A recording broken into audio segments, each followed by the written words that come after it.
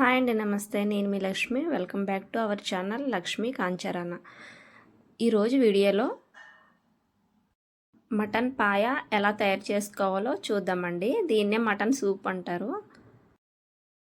నేను మేకకాల్లో 4 తెప్పించానండి. ఇవి మంచిగా పసుపు వేసుకుని క్లీన్ చేసుకుని పెట్టుకున్నాను. ప్రాసెస్ చూద్దామండి. 2 బిగ్ సైజ్ ఆనియన్స్ తీసుకుని చిన్న ముక్కలుగా కట్ చేసుకుని పెట్టుకోవాలి.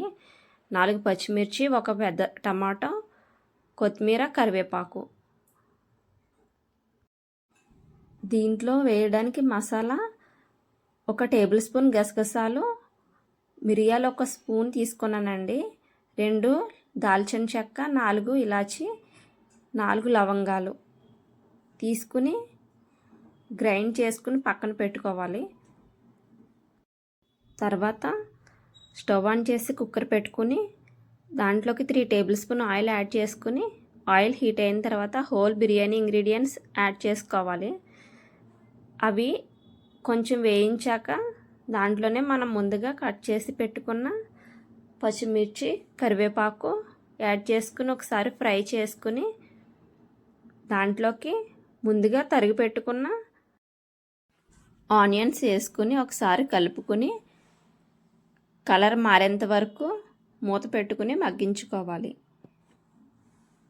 2 నిమిషాల తర్వాత మూత తీసుకుని ఆనియన్స్ ఇలా మగ్గిన తర్వాత దాంట్లోకి మనం ముందుగా తయారు చేసి పెట్టుకున్న అల్లం వెల్లుల్లి పేస్ట్ 2 టేబుల్ స్పూన్లు యాడ్ చేసుకుని పచ్చివాసన పోయేంత వరకు కలుపుకోవాలి.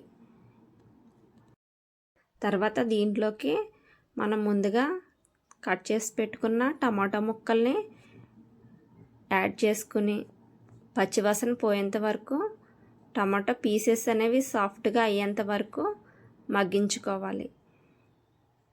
ఇలా మగ్గిన తర్వాత దీంట్లోకి మనం తీసుకున్న మేక కాళ్ళను యాడ్ చేసుకుని ఒకసారి కలుపుకొని ఒక 2 నిమిషాల పాటు సన్నని సెగ మీద మగ్గనివ్వాలి.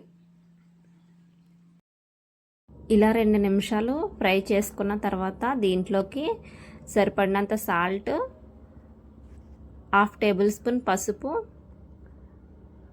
2 టేబుల్ స్పూన్ల కారం, 1 టేబుల్ స్పూన్ ధనియా పౌడర్, 1/2 టేబుల్ స్పూన్ జీరా పౌడర్ యాడ్ చేసుకుని ఒకసారి కలుపుకొని మూత పెట్టుకుని ఇంకొక 2 నిమిషాల పాటు మగ్గించుకోవాలి. ఈ ప్రాసెస్ మొత్తం మీడియం ఫ్లేమ్లో పెట్టి చేయాలండి, ఎందుకంటే కింద భాగం మాడిపోయే ఛాన్స్ ఉంటుంది కాబట్టి. తర్వాత మూత తీసుకుని మనం ముందుగా తయారు చేసి పెట్టుకున్న గరం మసాలా పౌడర్ దీంట్లో యాడ్ చేసుకుని మంచిగా కలుపుకుంటూ దాంట్లోకి మనం ముందుగా కట్ చేసి పెట్టుకున్న కొత్తిమీరని యాడ్ చేసుకుని 2 గ్లాసులు వాటర్ వేసుకోండి, అంటే ఇంచుమించు లీటర్ వాటర్ యాడ్ చేసుకుని కుక్కర్ మూత పెట్టుకుని 7 నుండి 8 విజిల్స్ వచ్చేంత వరకు కుక్ చేసుకోవాలి. తర్వాత స్టవ్ ఆఫ్ చేసుకుని ప్రెషర్ పోయిన తర్వాత సర్వ్ చేసుకోవడమే. అంతేనండి, ఎంతో ఈజీగా మటన్ సూపు లేదా మటన్ పాయ రెడీ. ఒకసారి ఇలా ట్రై చేసి చూడండి. ఈ వీడియో నచ్చితే లైక్ చేయండి, షేర్ చేయండి, సబ్స్క్రైబ్ చేయండి.